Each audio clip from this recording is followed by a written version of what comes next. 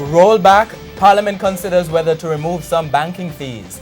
Good evening and welcome to Primetime News on air and online at onespotmedia.com. I'm Archibald Gordon. And I'm Doreen Samuels. Also this evening, rejected the latest on the Carousel court case. Inadequate, the Contractor General's stinging criticisms about the Carousel case, successive governments and reports from his office. Under fire, the security minister is accused of cracking jokes where blood flows. Guilty, a pastor convicted for having sex with a minor.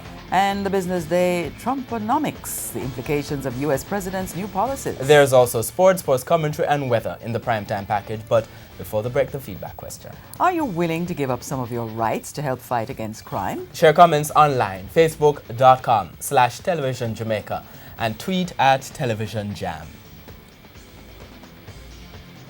Stay with us. Primetime News returns after this break.